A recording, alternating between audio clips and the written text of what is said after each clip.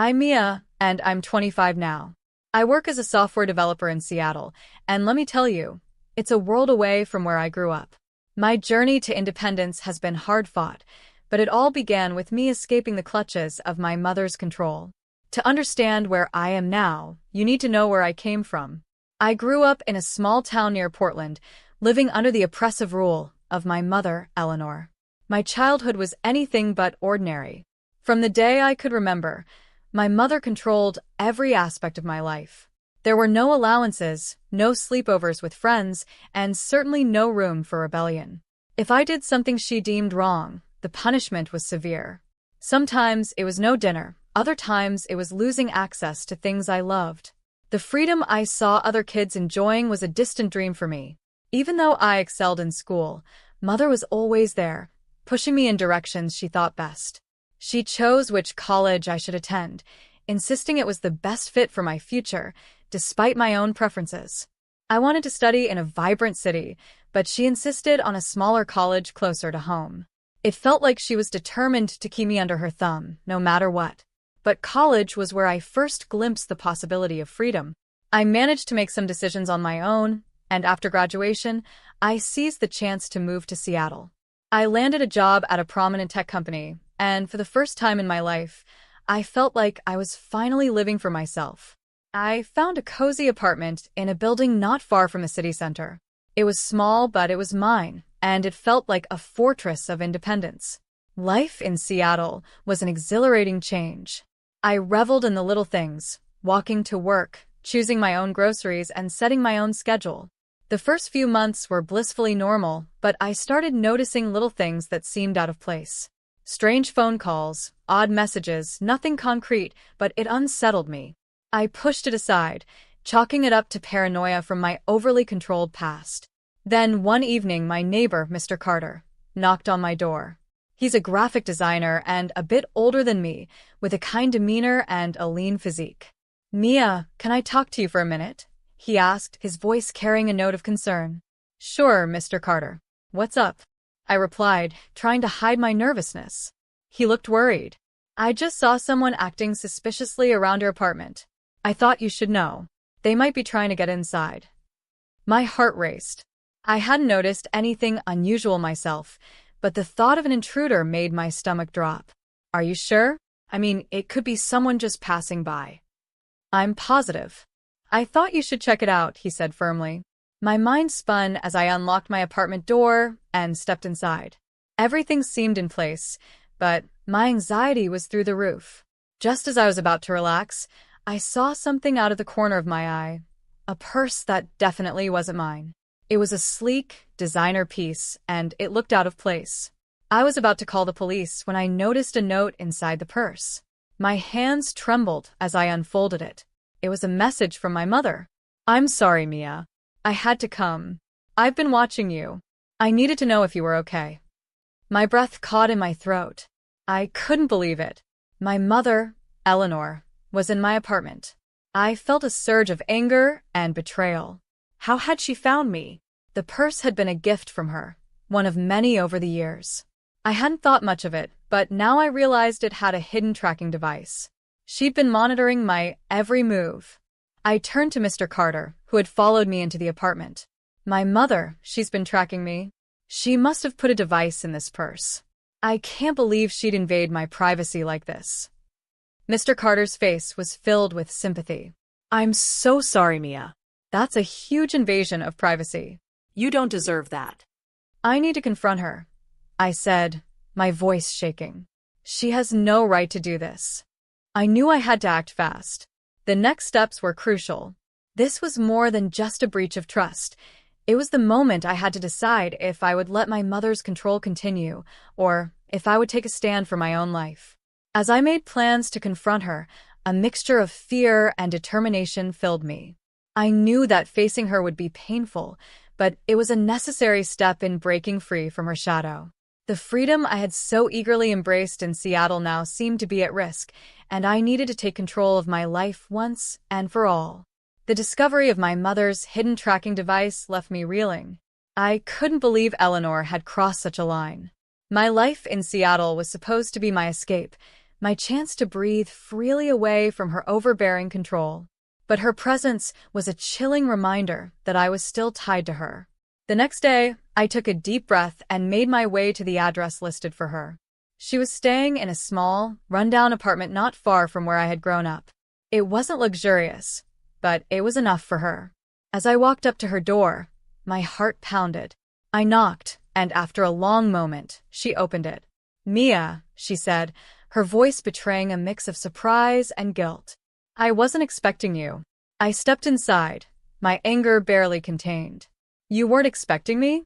You've been tracking me with a hidden device, and you're surprised." Her face reddened. "I just wanted to make sure you were safe. I didn't mean to invade my privacy." I cut her off, my voice shaking. "You've been following my every move, Mom. That's not just about safety. It's control.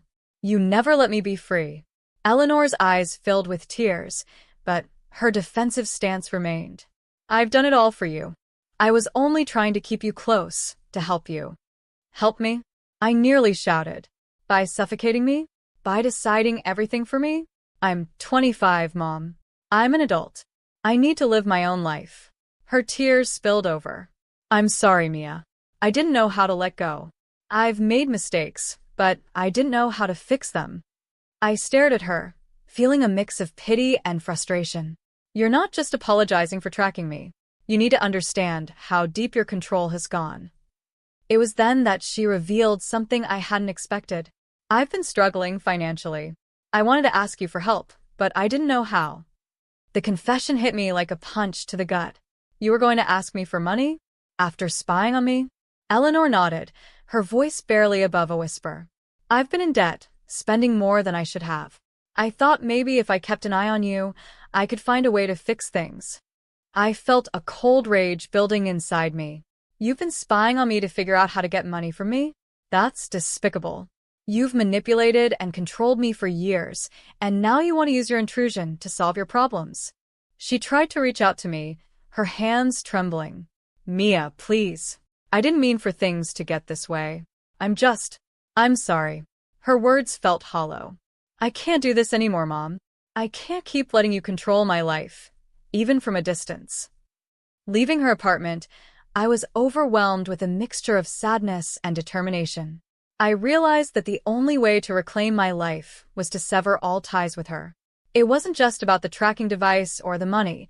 It was about breaking free from years of emotional manipulation. Back at my apartment, I immediately started making changes.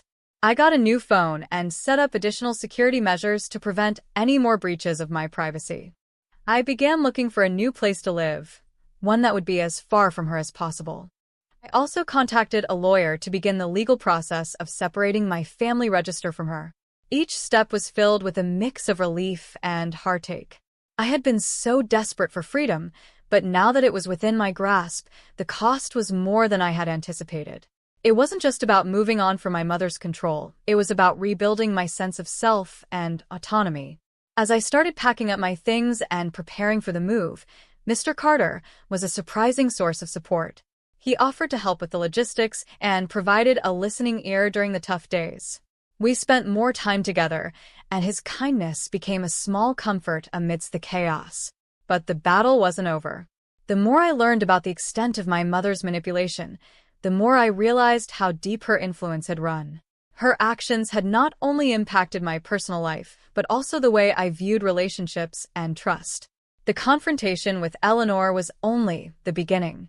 I was about to embark on a journey of self-discovery and healing, and while it was daunting, it was also necessary. The struggle for my independence had only just begun, and I knew that the road ahead would be challenging.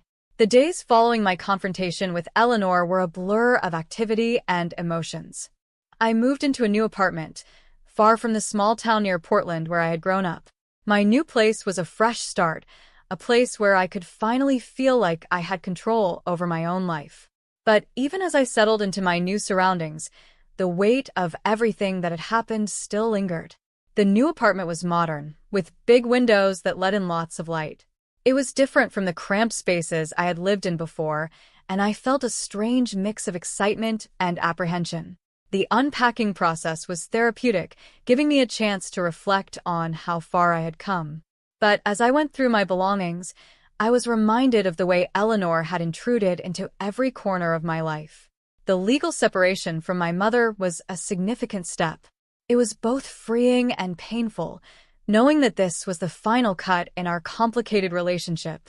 The lawyer assured me that it was a standard procedure, but it felt like a definitive end to a chapter one had struggled to close for years. During this time, Mr. Carter was a constant presence. He had been incredibly supportive, helping me with a move and offering a shoulder to lean on. We'd spend evenings talking about everything and nothing, his calm demeanor providing a welcome contrast to the chaos I had been through. Our conversations were a reminder that not everyone in my life was trying to control me. One evening, as we sat in my new apartment, Mr. Carter broached a topic I had been avoiding. "You've been through a lot lately," he said gently. "How are you holding up?" I looked around the room, my gaze landing on the empty spaces where my old life used to be. It's been a whirlwind. I feel like I'm finally starting to breathe again, but it's also hard to let go of everything that happened. He nodded, understanding in his eyes. "It's a lot to process, but you're doing really well. This new place, the changes, you're taking control of your life." I appreciated his words. It was a relief to talk to someone who wasn't trying to manipulate me or control my decisions. Mr. Carter's support was more than I had expected, and it helped me see that there could be a positive side to all this upheaval. As weeks passed, I began to establish a routine in my new apartment. I started working on personal projects I had neglected for years, things that made me happy and allowed me to express myself. I also began to slowly reconnect with friends I had lost touch with, finding comfort in their support and understanding. Despite these positive steps, I couldn't completely escape the shadow of my past. I would occasionally receive messages from Eleanor, pleading for forgiveness or asking for updates on my life. Each time, I felt a pang of guilt but knew that responding would only drag me back into the turmoil I had tried so hard to escape. One day, as I was preparing dinner, Mr. Carter came over to help. We were talking about my new job when he suddenly asked, "Do you ever think about what's next for you? Beyond just getting away from everything?" I paused, considering his question. "I'm still figuring that out. I've been so focused on just getting away from my mother and her control that I haven't really thought about what I want my life to look like now." He smiled gently. "It might be worth thinking about what you want for yourself, not just what you want to escape from. You've made such a big step. What's your vision for your future?" His words struck a chord with me. I realized that while I had been focused on escaping my past, I hadn't spent much time considering what I wanted moving forward. The idea of creating a future based on my own desires was both exhilarating and daunting. That evening, as I sat alone in my new apartment, I began to dream about the future. I thought about the kind of life I wanted to build, not just the absence of my mother's influence, but a positive direction for myself. It was a new kind of freedom, one that came with its own set of challenges but also with the promise of growth and self-discovery. I was starting to understand that reclaiming my life meant more than just breaking away from my mother's control. It was about building something new and meaningful for myself. And while the journey was far from over, I felt a sense of hope and possibility that I hadn't felt in years. As the weeks turned into months, I started to feel a cautious optimism. My new apartment was starting to feel like home, and my routine was finally settling into place. I had been focusing on personal growth and rebuilding connections, but there was still one thing left unsettled: the final confrontation with Eleanor. One afternoon, as I was enjoying a quiet moment with a cup of coffee, I received another message from Eleanor. It was similar to the others, pleas for reconciliation and hints about her financial troubles. I stared at the message, a mixture of anger and sadness bubbling up inside me. It was clear she was still trying to reach out, but I had made up my mind. I couldn't let her back into my life. Mr. Carter had become more than just a supportive neighbor. He was now a true friend. Our conversations had become a regular part of my life, and I found myself opening up to him in ways I hadn't thought possible. One evening, while we were cooking dinner together in my apartment, I decided it was time to share my final thoughts about my mother. "I got another message from Eleanor today," I said, trying to keep my voice steady. She's still reaching out, asking for money, and saying she's sorry. I don't know what to do." Mr. Carter looked up from the stove, concern etched on his face. "You've already done so much to protect yourself. Maybe it's time to consider what's best for your own well-being." I nodded, feeling a mix of relief and apprehension. "I've been thinking about that. I know I need to let go completely, but it's hard to ignore that part of me still feels responsible." He gently placed a hand on my shoulder. "It's natural to feel that way, but remember, you've done everything you could. Sometimes, letting go is the hardest but most necessary step." The next day, I made a decision. I drafted a final letter to Eleanor, laying out my boundaries clearly. I stated that I would no longer respond to her messages and that any attempts to contact me would be ignored.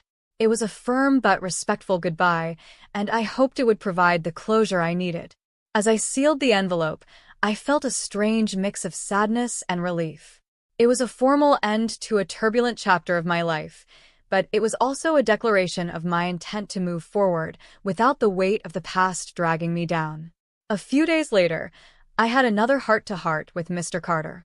We were sitting in the park, enjoying the crisp autumn air. He was quietly observing the changing leaves when he turned to me with a thoughtful expression. "You've been through so much, Mia. I'm really proud of how far you've come. But I've also noticed something. There's a light in you now that wasn't there before. You seem more at peace." I looked at him, feeling a warmth I hadn't felt in a long time. "Thank you. It's been a journey, but I think I'm starting to find my way. I'm learning to focus on what I want, not just what I've escaped from." Mr. Carter smiled, his eyes reflecting genuine warmth. "It's great to see you like this. And I'm here for you, whatever you need." The conversation lingered with me long after we said our goodbyes. I felt a renewed sense of hope and determination. For the first time in years, I was beginning to envision a future that was truly mine, one built on my own dreams and aspirations. As the year drew to a close, I took time to reflect on the changes I had made. My life was still a work in progress, but I was no longer defined by my past or my mother's control. I was learning to make decisions for myself and to embrace the possibilities that lay ahead. One evening, while watching the city lights from my apartment window, I thought about everything I had been through. It was a strange mix of pride and relief to know that I had come out stronger on the other side. There was still uncertainty, but there was also the promise of new beginnings. In the end, it wasn't just about breaking free from my mother's influence. It was about finding my own path and having the courage to walk it. And as I looked forward to whatever the future held, I felt a sense of peace knowing that, for the first time in a long time, I was truly in control of my own life.